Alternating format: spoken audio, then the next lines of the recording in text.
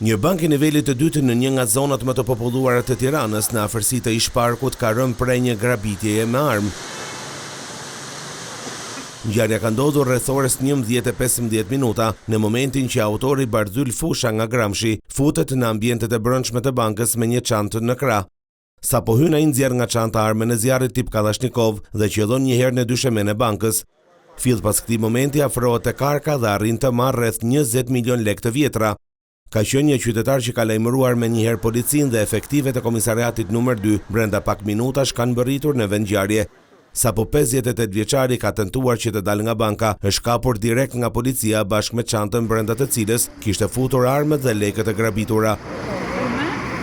Pikërisht ky është momenti që efektivet arrestojnë autorin. Barzyl Fusha, i cili figuron se ka aktivitet në fushën e ndërtimit, në dëshminë e tij fillestare përpara hetuesve të policisë, ka thënë se është i zhytur në borxhe dhe nga presioni për të shlyer ato vendosi që të grabiste bankën.